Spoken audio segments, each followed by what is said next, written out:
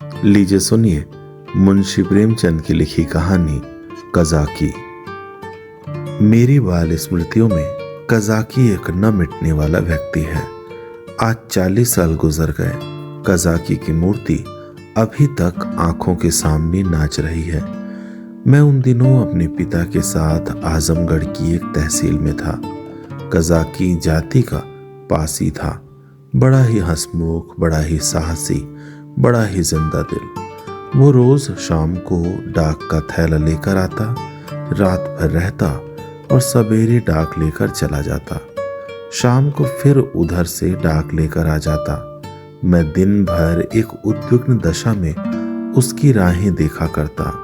ज्यों ही 4 बजते व्याकुल होकर सड़क पर आकर खड़ा हो जाता और थोड़ी देर में कज़ाकी कंधे पर बल्लम रखे उसकी झुनझुनी बजाता।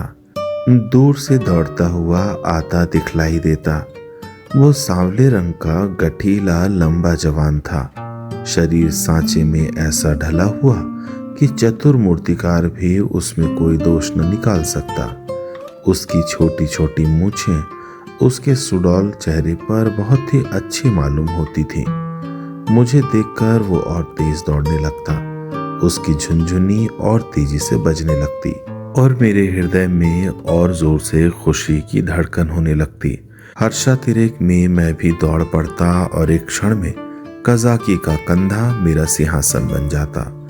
वो स्थान मेरी अभिलाषाओं का स्वर्ग था। स्वर्ग के निवासियों को भी शायद वो आंदोलित आनंद न मिलता होगा जो मुझे कज़ाकी के विशाल कंधों पर मिलता था। संसार मेरी आंखों में तुच्छ हो जाता और जब कज़ाकी मुझे कंधे पर लिए हुए दौड़ने लगता तब तो ऐसा मालूम होता मानो मैं हवा के घोड़े पर उड़ा जा रहा हूँ। कज़ाकी डाक खाने में पहुँचता तो पसीने से तर रहता, लेकिन आराम करने की आदत न थी। थैला रखते ही वो हम लोगों को लेकर किसी मैदान में निकल जाता। कभी हमारे साथ खेलता, कभी बिरहे गाकर सुनाता और कभी कहानियां सुनाता। उसे चोरी और डाके, मारपीट, भूत प्रेत की सैकड़ों कहानियां याद थी। मैं ये कहानियां सुनकर विस्मयपूर्ण आनंद में मग्न हो जाता।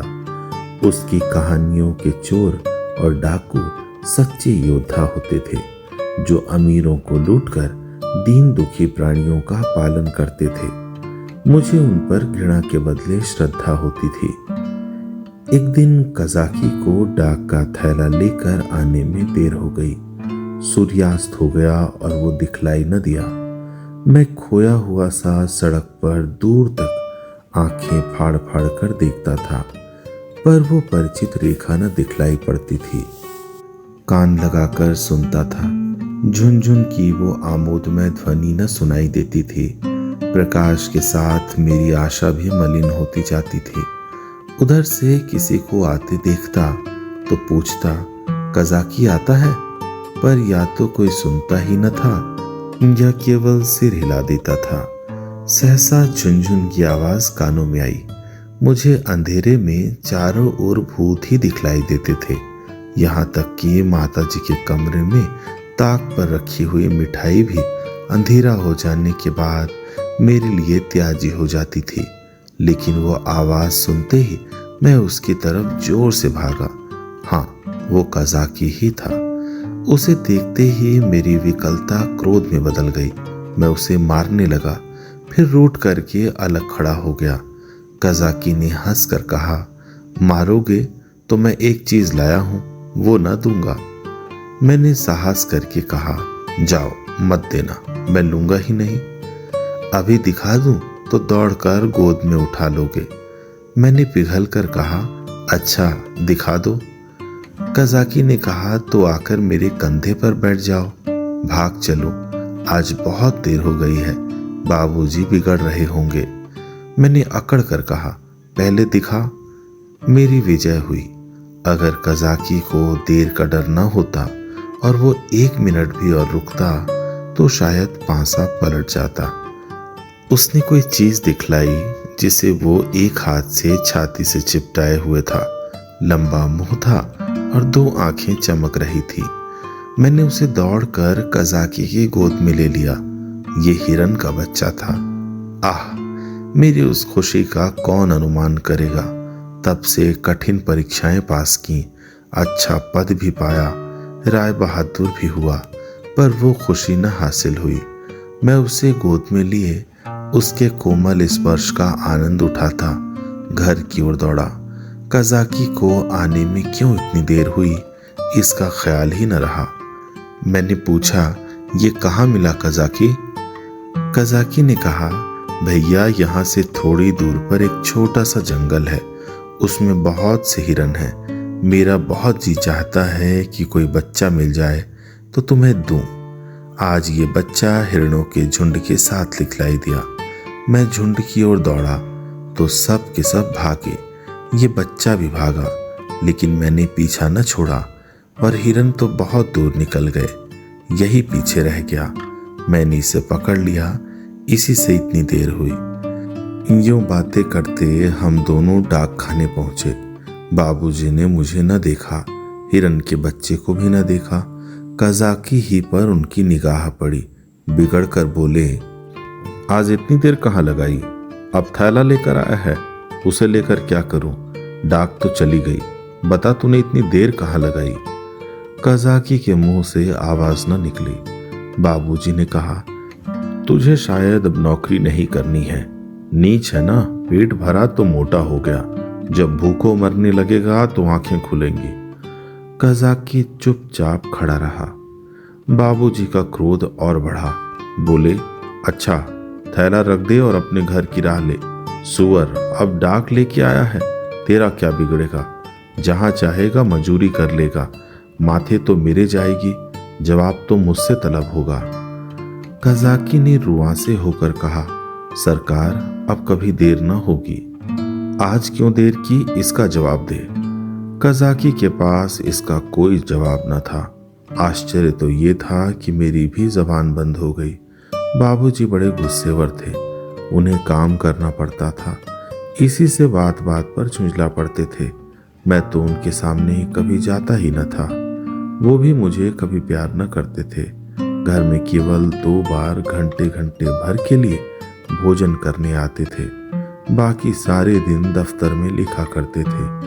उन्होंने बार बार एक सहकारी के लिए अफसरों से विनय की थी, पर इसका कुछ असर न हुआ। यहाँ तक कि तातील के दिन भी बाबूजी दफ्तर ही में रहते थे।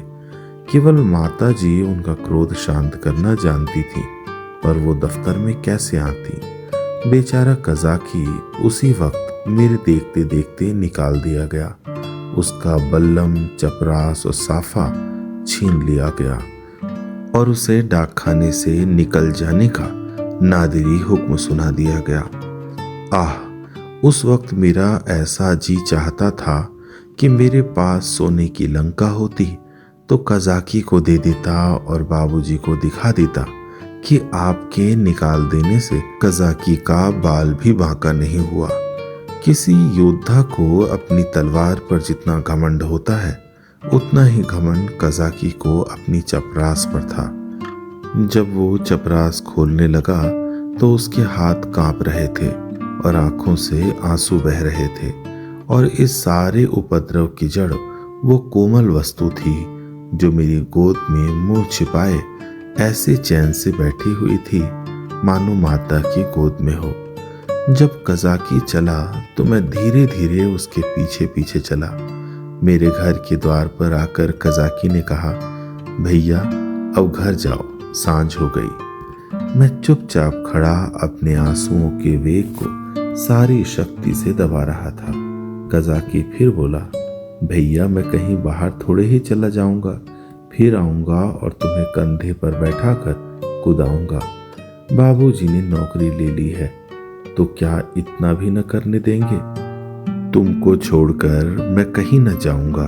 भैया जाकर अम्मा से कह दो कज़ाकी जाता है, उसका कहा सुना माफ करें। मैं दौड़ा हुआ घर गया, लेकिन अम्मा जी को कुछ कहने के बदले बिलक बिलक कर रोने लगा। अम्मा जी रसोई के बाहर निकलकर पूछने लगी, क्या हुआ बेटा, किसने मारा?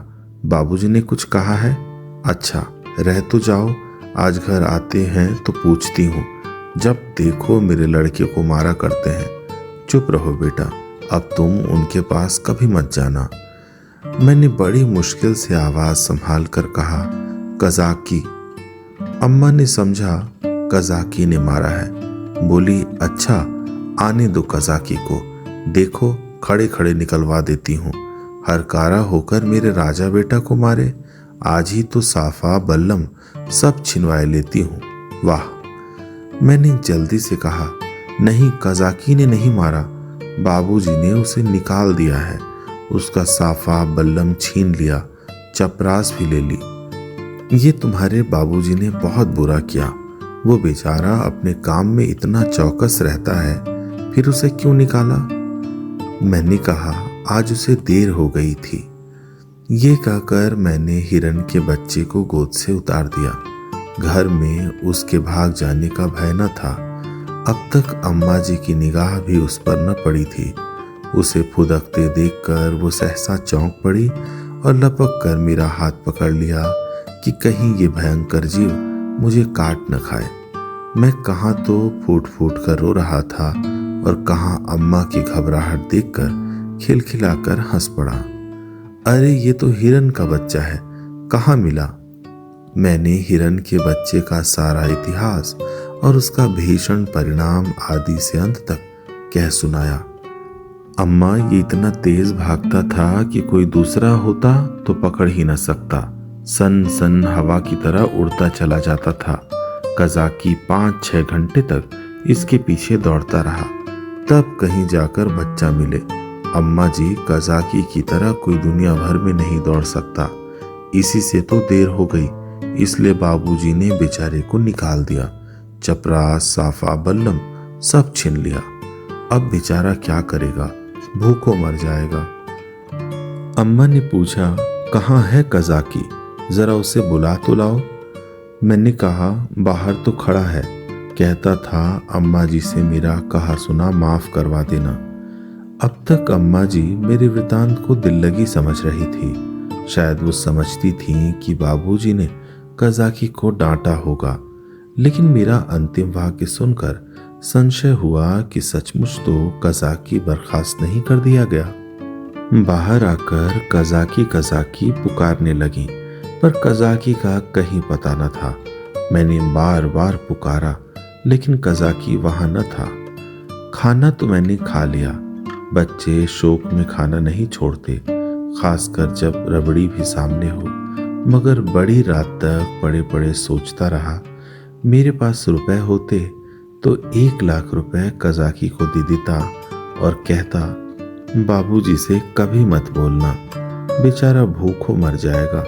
देखूं कल आता है कि नहीं। अब क्या करेगा आकर, मगर आने को तो कह गया है। मैं कल उसे अपने साथ खाना खिलाऊंगा। यही हवाई के लिए बनाते बनाते मुझे नींद आ गई। दूसरे दिन मैं दिन भर अपने हिरन के बच्चे की सेवा सत्कार में व्यस्त रहा। पहले उसका नामकरण संस्कार हुआ, मुन्नू नाम रखा गया। फिर मैंने उसका अपने सब हमजोलियों और सहपाठियों से परिचय कराया। दिन ही भर में वो मुझसे इतना हिल गया कि मेरे पीछे पीछे दौड़ने लगा। इतनी ही देर में मैंने उसे अपने जीवन में एक महत्वपूर्ण स्थान दे दिया। अपने भविष्य में बनने वाले विशाल भवन में उसके लिए अलग कमरा बनाने का भी निश्चय कर लिया। चारपाई, सैर करने की फिटन आदि की भी आयोजना कर डाली। लेकिन संध्या होते ही मैं सब कुछ छोड़ छाड़ कर सड़क पर जा खड़ा हुआ और कज़ाकी की बाट जोहने लगा। जानता था कि कज़ाकी निकाल दिया गया है, अब उसे यहाँ आने की कोई जरूरत नहीं रही। फिर न जाने मुझे क्यों ये आशा हो रही थी कि वो आ रहा है। एकाएक मुझे ख्याल आया कि कज़ाकी भूखों मर रहा होगा। मैं तुरंत घर आया। अम्मा दिया बत्ती कर रही थी। मैंने चुपके से एक टोकरी में आटा निकाला। आटा हाथों में लपेटे टोकरी से गिरते आटे की एक लकीर बनाता हुआ भागा। जाकर सड़क पर खड़ा हुआ ही था कि कज़ाकी सामने से आता दिखलाई दिया। उसके पास बल्लम भी था। कमर में चपरास भी थी, सिर पर साफा भी बंधा हुआ था, बल्लम में डाक का थैला भी बंधा हुआ था। मैं दौड़कर उसकी कमर से चिपट गया और विस्मित होकर बोला, तुम्हें चपरास और बल्लम कहाँ से मिल गया कज़ाकी? कज़ाकी ने मुझे उठाकर कंधे पर बैठालते हुए कहा, वो चपरास किस काम की थी भैया? वो तो गुलामी की चपरास थी, ये पुरानी खुशी की चपरास है। पहले सरकार का नौकर था, अब तुम्हारा नौकर हूं। ये कहते कहते उसकी निगाह टोकरी पर पड़ी जो वहीं रखी थी। बोला, ये आटा कैसा है भैया? मैंने सकुचाते हुए कहा, तुम्हारे ही लिए तो लाया हूं, तुम भूखे होगे, आज क्या खाया होगा? कज़ाकी की आंखें तो मैं न देख सका, उसके कंधे पर बैठा हुआ था। हाँ, उसकी आवाज से मालूम हुआ कि उसका गला भर आया है। बोला, भैया क्या रूखी ही रोटियां खाऊंगा?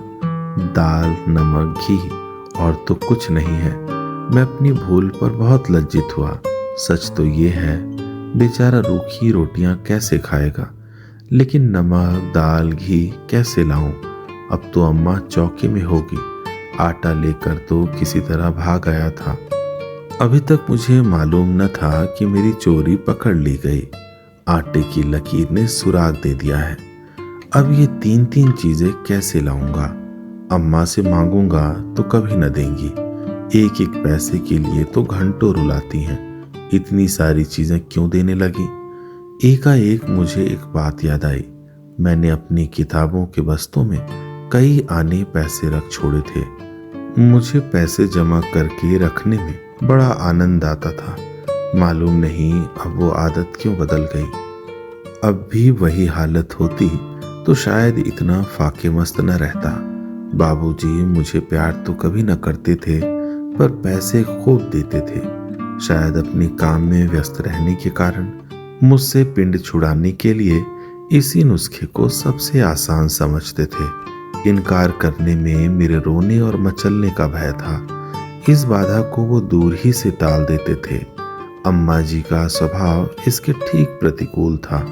उन्हें मेरे रोने और मचलने से किसी काम में बाधा पड़ने का भय न था। आदमी लेटे लेटे दिन भर रोना सुन सकता है। हिसाब लगाते हुए जोर की आवाज से ध्यान बढ़ जाता है। अम्मा मुझे प्यार तो बहुत करती थी, पर पैसे का नाम सुनते ही उनकी त्योरियां बदल जाती थीं। मेरे पास किताबें न थी। हाँ, एक बस्ता था जिसमें डाकखाने के 2-4 फार्म तह करके पुस्तक रूप में रखे हुए थे। मैंने सोचा, दाल, नमक और घी के लिए क्या उतने पैसे काफी न होंगे? मेरी तो मुट्ठी में नहीं आते। ये निश्चय करके मैंने कहा, अच्छा मुझे उतार दो तो मैं दाल और नमक ला दूं, मगर रोज आया करोगे ना? भैया खाने को दोगे तो क्यों ना आऊंगा? मैंने कहा, मैं रोज खाने को दूंगा। कज़ाकी बोला, तो मैं रोज आऊंगा। मैं नीचे उतरा और दौड़कर सारी पूंजी उठा लाया। कज़ाकी को रोज बुलाने के लिए उस वक्त मेरे पास कोहिनूर हीरा भी होता तो उसको भेंट करने में मुझे पशुपेश न होता। कज़ाकी ने विस्मित होकर पूछा, ये पैसे कहाँ पाए भैया? मेरे ही तो हैं, मैंने गर्व से कहा। कज़ाकी ने कहा, तुम्हारी अम्मा जी तुमको मारेंगी, कहेंगी कज़ाकी ने फुसलाकर मंगवा लिए होंगे। भैया इन पैसों की मिठाई ले लेना और मटके में रख देना। मैं भूखों नहीं मरता, मेरे 2 हाथ हैं, मैं भला भूखों मर सकता हूँ। मैंने बहुत कहा कि पैसे मेरे हैं, लेकिन कज़ाकी ने न लिए। उसने बड़ी देर तक इधर उधर की सैर कराई, गीत सुनाए और मुझे घर पहुंचाकर चला गया। मेरे द्वार पर आटे की टोकरी भी रख दी। मैंने घर में कदम रखा ही था कि अम्मा जी ने डांट कर कहा, क्यों रे चोर, तू आटा लेकर कहाँ गया था? अब चोरी करना सीखता है? बता किसको आटा दिलाया, नहीं तो तेरी खाल उधेड़ कर रख दूंगी। मेरी नानी मर गई। अम्मा क्रोध में सेहनी हो जाती थी। सिटपिटा कर बोला, किसी को तो नहीं दिया? तूने आटा नहीं निकाला? देख कितना आटा सारे आंगन में बिखरा पड़ा है। मैं चुप खड़ा था। वो कितना ही धमकाती थी, चुमकारती थी, पर मेरी जबान न खुलती थी। आने वाली विपत्ति के भय से प्राण सूख रहे थे। यहाँ तक कि ये भी कहने की हिम्मत न पड़ती थी कि बिगड़ती क्यों हो। आटा तो द्वार पर रखा हुआ है और न उठाकर लाते ही बनता था। मानो क्रिया शक्ति ही लुप्त हो गई हो, मानो पैरों में हिलने की सामर्थ्य ही नहीं। सहसा कज़ाकी ने पुकारा, बहू जी, आटा द्वार पर रखा हुआ है, भैया मुझे देने को ले गए थे। ये सुनते ही अम्मा द्वार की ओर चली गई। कज़ाकी से वो पर्दा न करती थी। उन्होंने कज़ाकी से कोई बात की या नहीं, ये तो मैं नहीं जानता, लेकिन अम्मा जी खाली टोकरी लिए हुए घर में आई। फिर कोठरी में जाकर संदूक से कुछ निकाला और द्वार की ओर गई। मैंने देखा कि उनकी मुट्ठी बंद थी।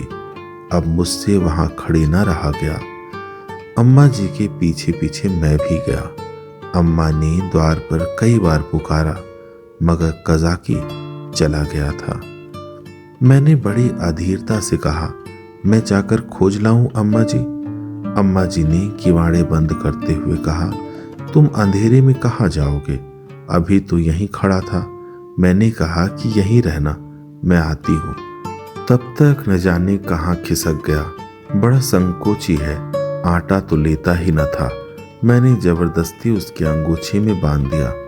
मुझे तो बेचारे पर बड़ी दया आती है।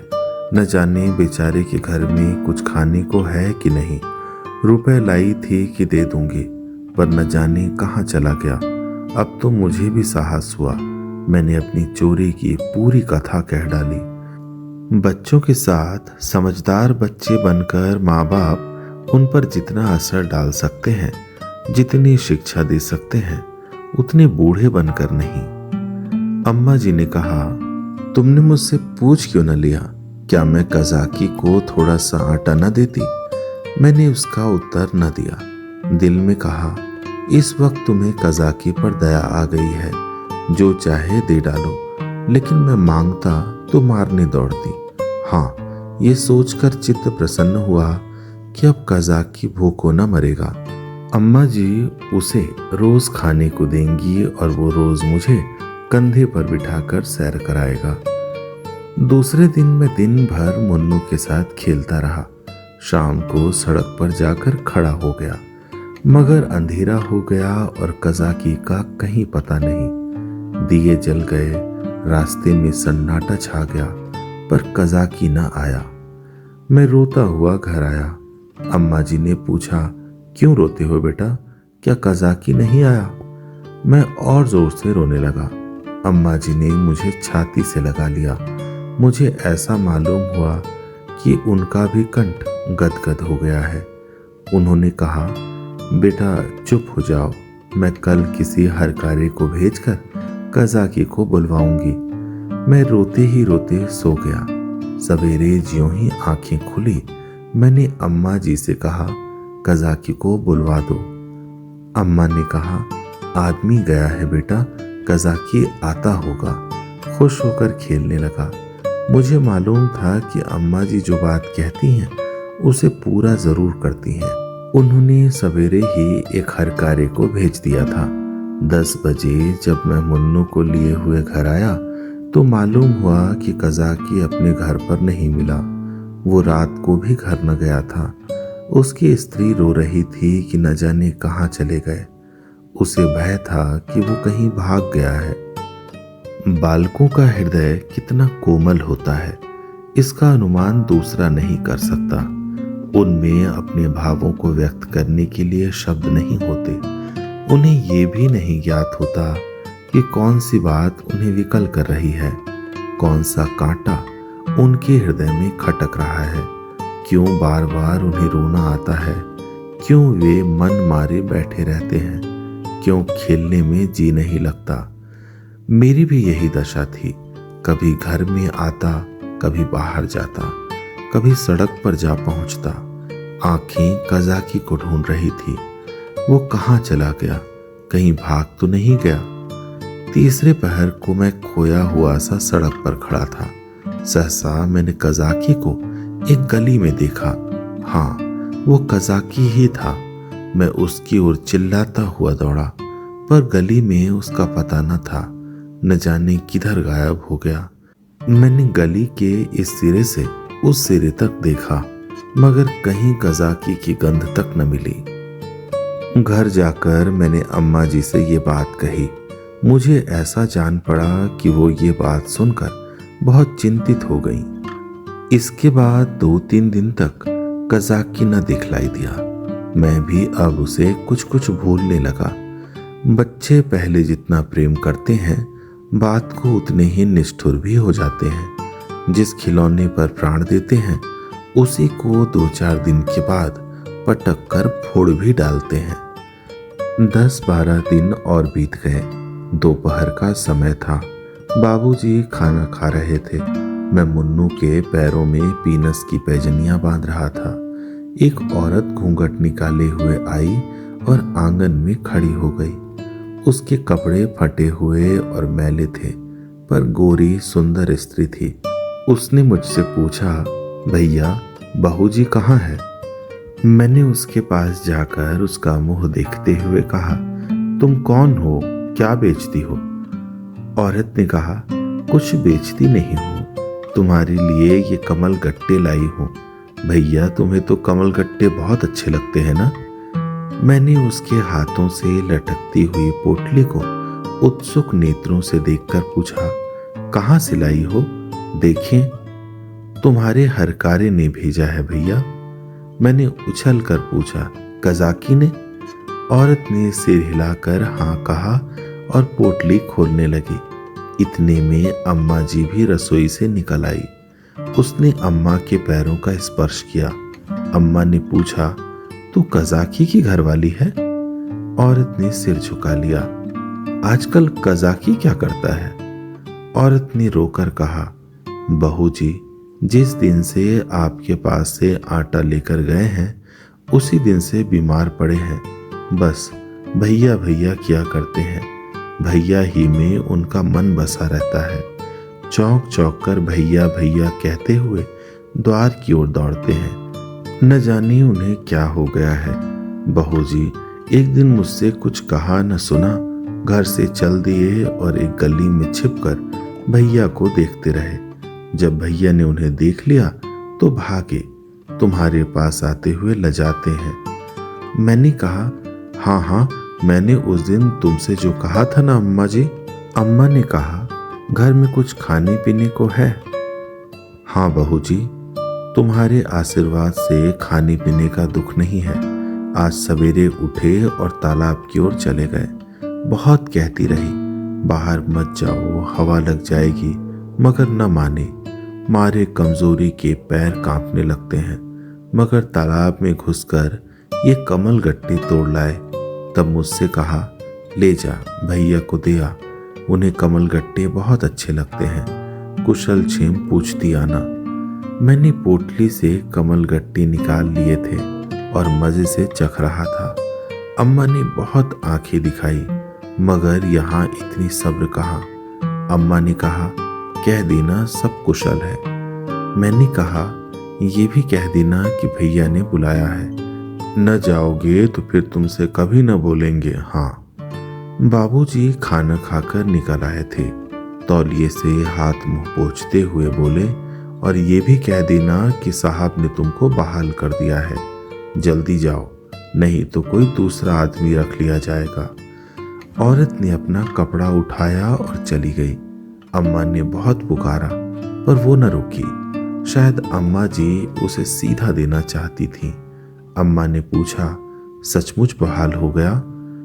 बाबूजी ने कहा, और क्या झूठे ही बुला रहा हूँ? मैंने तो 5वें ही दिन बहाली की रिपोर्ट की थी। ये तुमने अच्छा किया। बाबूजी ने कहा, उसकी बीमारी की यही दवा है। प्रातःकाल में उठा तो क्या देखता हूँ कि कज़ाकी लाठी टेकता हुआ चला आ रहा है। वो बहुत दुबला हो गया था। मालूम होता था बूढ़ा हो गया है। हरा भरा पेड़ सूखकर ठूंठा हो गया था। मैं उसकी ओर दौड़ा और उसकी कमर से चिमट गया। कज़ाकी ने मेरे गाल चूमे और मुझे उठाकर कंधे पर बैठालने की चेष्टा करने लगा, पर मैं न उठ सका। तब वो जानवरों की भांति भूमि पर हाथों और घुटनों के बल खड़ा हो गया और मैं उसकी पीठ पर सवार होकर डाक खाने की ओर चला। मैं उस वक्त फूला न समाता था और शायद कज़ाकी मुझसे भी ज्यादा खुश था। बाबूजी ने कहा, कज़ाकी तुम बहाल हो गए, अब कभी देर न करना। कज़ाकी रोता हुआ पिताजी के पैरों पर गिर पड़ा। मगर शायद मेरे भाग्य में दोनों सुख भोगना न लिखा था। मुन्नू मिला तो कज़ाकी छूटा, कज़ाकी आया तो मुन्नू हाथ से गया, और ऐसा गया कि आज तक उसके जाने का दुख है। मुन्नू मेरी ही थाली में खाता था। जब तक मैं खाने न बैठूं वो भी कुछ न खाता था। उसे भात से बहुत ही रुचि थी, लेकिन जब तक खूब घी न पड़ा हो उसे संतोष न होता था। वो मेरे ही साथ सोता था और मेरे साथ ही उठता भी था। सफाई तो उसे इतनी पसंद थी कि मल मूत्र त्याग करने के लिए घर से बाहर मैदान में निकल जाता था। कुत्तों से उसे चिढ़ थी, कुत्तों को घर में न घुसने देता। कुत्ते को देखते ही थाली से उठ जाता और उसे दौड़कर घर से बाहर निकाल देता था। कज़ाकी को डाक खाने में छोड़कर जब मैं खाना खाने गया तो मुन्नू भी आ बैठा। अभी 2-4 ही कौर खाए थे कि एक बड़ा सा झबरा कुत्ता आंगन में दिखाई दिया। मुन्नू उसे देखते ही दौड़ा। दूसरे घर में जाकर कुत्ता चूहा हो जाता है। झबरा कुत्ता उसे आते देखकर भागा। मुन्नू को अब लौट आना चाहिए था, मगर वो कुत्ता उसके लिए यमराज का दूत था। मुन्नू को उसे घर से निकाल कर भी संतोष न हुआ। वो उसे घर के बाहर मैदान में भी दौड़ाने लगा।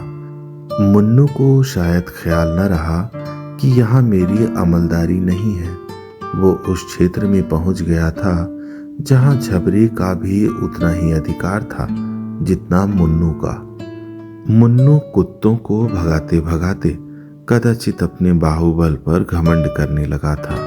वो ये न समझता था कि घर में उसकी पीठ पर घर के स्वामी का भय काम किया करता है।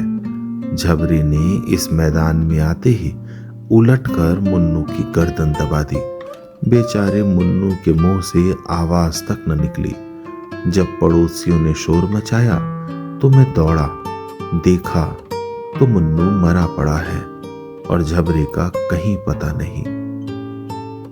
आप सुन रहे थे संतोष कुमार झा के स्वर में मुंशी प्रेमचंद की लिखी कहानी कज़ाकी।